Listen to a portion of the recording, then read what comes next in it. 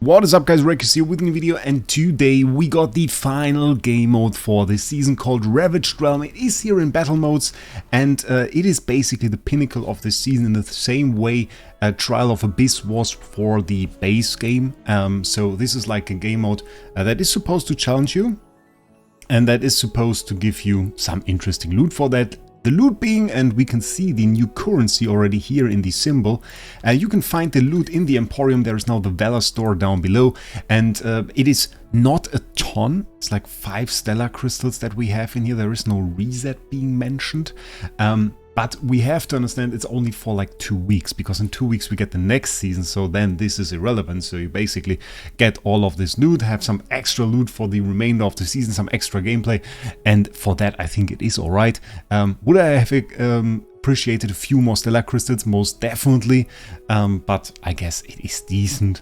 And we get the huge loot at the end of season. I made a video about this yesterday. What I heard though, and I saw a message from Barry about this. He sent a message this morning, and he said, well, it is a bit bugged. So apparently after he attacked a few times in this new Ravaged Realm, he had problem doing any kind of fights, including Dream Realm. So a few people told me that as well. Barry not being the only chippy down the mine here, but he was just a bit earlier than I was. I actually had to do my taxes today, which was horrible, but managed to do it, so that is something. Staying out of jail, always a good idea.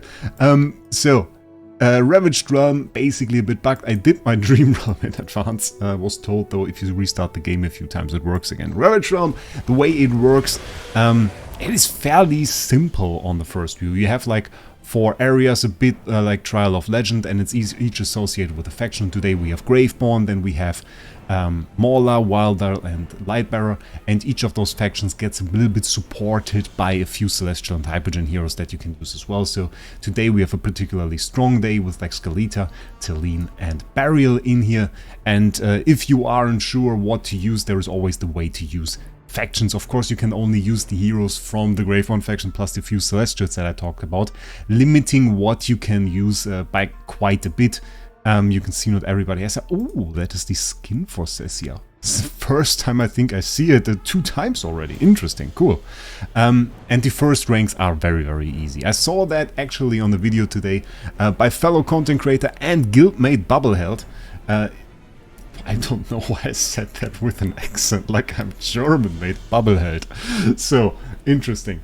And he already made a video, he showed the first stages. In the first stages, you just have to set a single team. But you saw already in the later ones, we have to set more than one. So, first off, let's start with a little strong team here, so that we can quickly finish off those fights. I'm actually going to put Silvina in here, because this boss can't take a hit. He's actually very, very weak. So I think with Silvina, she should be able to one-shot him.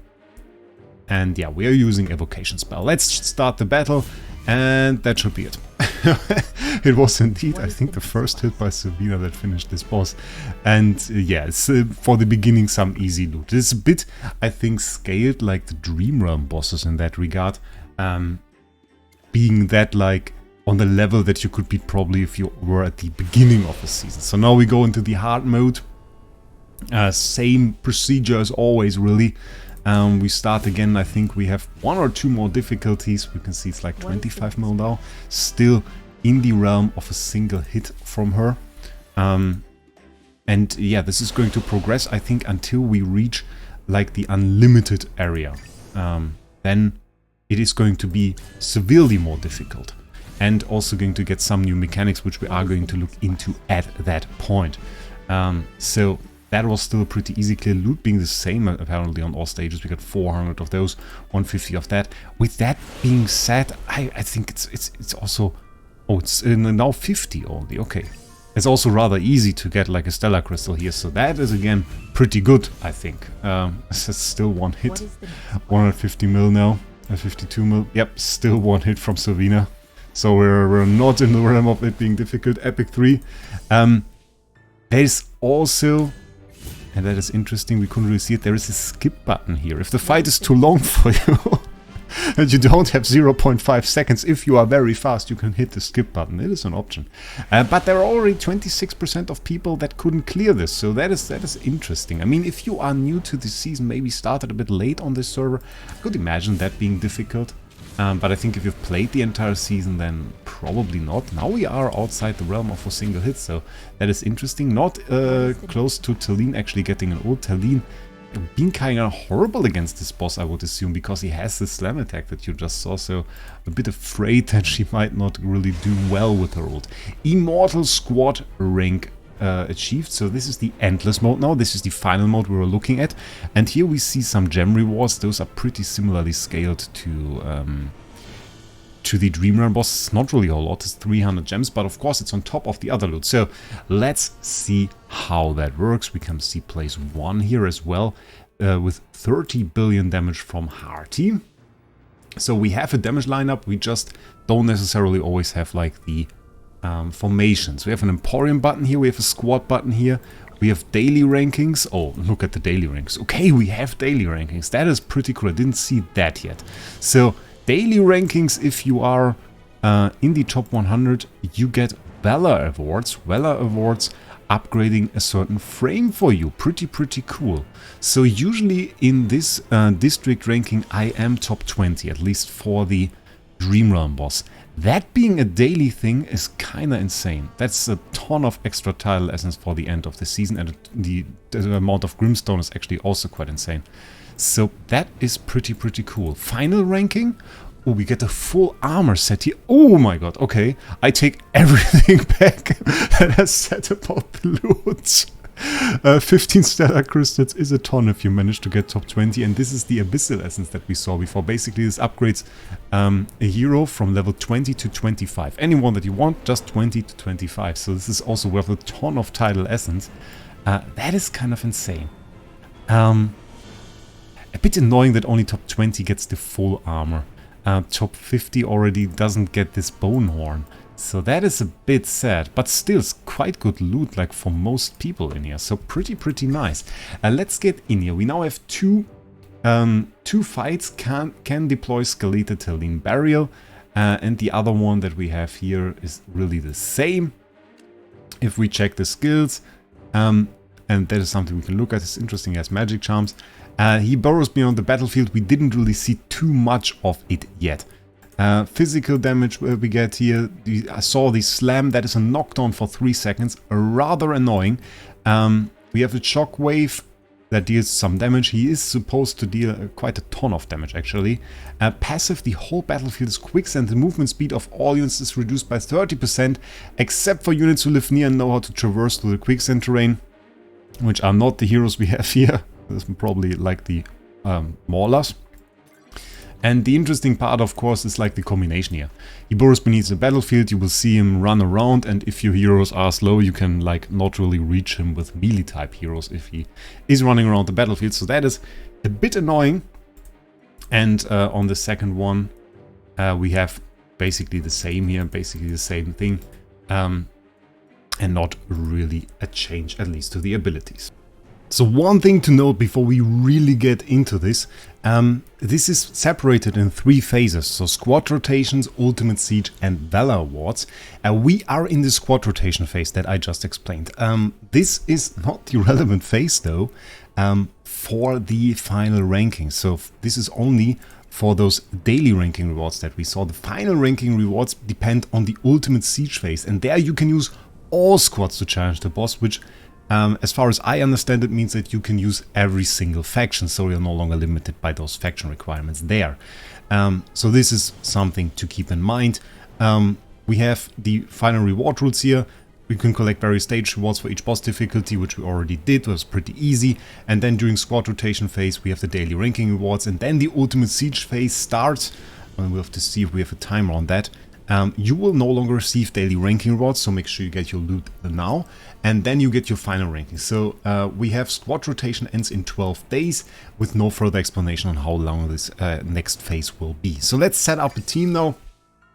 Basically the meta seems to be to go with like a magic damage team on the first one, and of course for Graveborn the most obvious thing that we can do is we have the combination of Ludovic together with Talene. If you have both of those heroes, you are pretty well set at this point. We want to use Thorin for his buff. Usually we have Rainier, and the combination Rainier-Thorin is not really common because they override each other's buff, which means, or the stronger one overrides it, which means they can't really profit from each other. So in this situation where we don't have Rainier, our replacement for that is Thorin. We can use Talene here, we use Ludovic, then we basically have some options. The one I would definitely want to go for is Skalita, just because he's a super strong hero. And for the last hero slot, we have to choose the hero that has some benefit for this.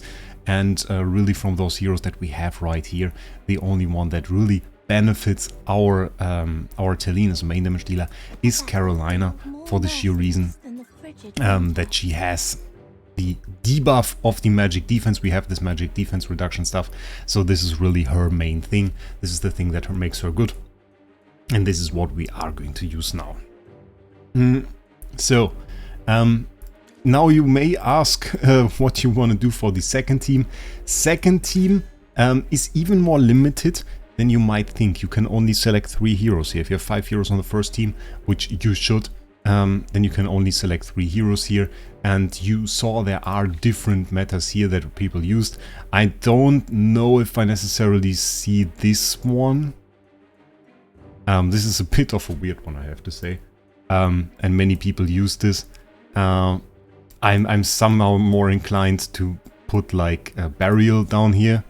Burial is pretty interesting, and then maybe combine this with like maybe a Sessia, just to give some fist damage here on the board. And for the last one, yeah, I'm honestly not even sure. We could do multiple things. I kind of like Sylvina. Let's just go with Sylvina. I think that's quite alright. And we, of course, can't use the same artifact for both of our teams. So let's see what we can do here. Maybe I should have even grouped them up. No, the Carolina and the Talene are near enough together. Talene, I mean, it's not really optimal for this, I'll be real with you. Because you can see we can't really keep up the ult. And this guy is circling around her every time he circles. That actually ends our ult, so that is a bit horrible. He's a bit of a counter for her, really. So super big damage should not really be expected. And of course Talene is moving all over the place, trying to hit this guy with the ult. I think if we got a good one there, so it is a bit of RNG. I mean, we got a pretty good positioning, pretty good timing with the ult. But as soon as he starts moving around, yeah, there is really not much happening in terms of damage there. So first attempt coming close to an end here. We only have double speed, which is why it takes a bit longer. 17, 18. Yeah, not too good, I have to say. We definitely have to improve on this team a little bit. We have stage 1, though stage 2 we can still attack. So let's see what we can do here. Bit of extra damage it should at least be. Sadly, I mean, like having a second healer there would be kind of good. We could use Niru for this. Niru would at least allow us basically another revive. That is an option. Maybe we do a second attempt and try exactly that. And put Niru in there to provide us with like a little bit more sustainability. Though we survive still, just ever so barely. 3 bill, still kind of decent. Okay, 4. I wonder where we place in the ranking with this. I mean, Talene is a strong damage dealer, just not for this boss fight. I think like something like Sylvina will do pretty... not Sylvina. I think our regular damage dealer, even Mary Lee, Oli, those will do pretty well. We are still 26 though, that is pretty decent. Carolina even nearly closing up to Talene, because Talene is just not able to bring her damage here. Odie will be pretty good, I think. Do we want to share this? No, not on this one. So 26 right now, not too bad. What were the recommended formations that people used? We had 27 there. With 26 we would already been here. I think a lot of people that do high damage, I don't see a lineup from Hearty or something here. I think a lot of those didn't share. Yeah, look at this. It's like the top people, none of those really shared. Yoshi shared the 26, so... Oh, we had 23. Mega Fungis in there. Yeah, many that didn't share. I think we can do better, though. We can do better. We do one more attempt, and then we'll see. I kind of want to move her over, honestly. Kind of want to move her over. And then I want to somehow... Oh, we didn't look at the damage. Wait, we have to go out and we have to check the damage. We have to challenge records here. I want to check the damage on the second lineup. Who was good there? They were all the same. I'm inclined to just replace Cessia with Nero and try that. Not sure if that's going to be any more damage. But she didn't do too insanely well. So let's just try this and see how that works out. The fights, of course, take a little bit long. But they didn't want to burden you with the extra time that you spent. So you have this skip button here. Which honestly, on the first one I want to attempt. So we clicked the skip button there. So what is our final damage? Oh, we skipped everything. 23.779. That is pretty close to the other stuff that we did. Really not too much difference here in terms of damage. Nero did about the same as Cessia, really. So, kind of interesting. Definitely have to improve that a little bit, but we're already at 24. And I think we can do even better. And now it's, of course, it is a little bit punishing for free-to-play. That is what Bubblehead said as well. It is a little bit punishing for free-to-play because you now need those specific heroes and you need to be very well equipped in your certain factions. And it can hurt you, for example, if you didn't go for Ludovic now, you will struggle in this squad. You won't struggle too much towards the end. If we have like the final phase for the final ranking there, you will be set, you can go in there, you can get your rank. But in those daily phases, I think you will have some days where you just won't have the heroes, especially Graveborn. There are some bad heroes that now even see use. We saw Nero in there, I think not everybody has him. And there might be some heroes that you just don't own. Burial, for example, I guess a lot of people don't own. Nero was in there, Ludovic may not even have summoned for him. And then we go into the other faction, and it's really a test of how much you summoned. I mean, at the end, Lily May is probably going to do very, very well in the final phase. So she will just be the main carry then, and we will see teams that we are more used to from Dream Realm.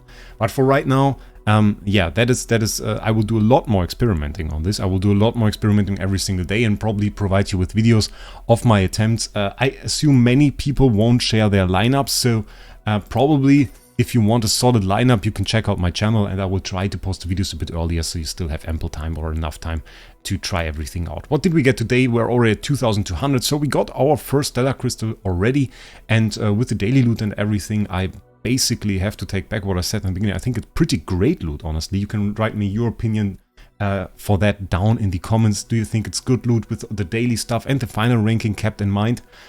I think it's alright. So, with that, if you haven't already, make sure to subscribe to the channel. And I wish you a great day and we'll see us in the next one.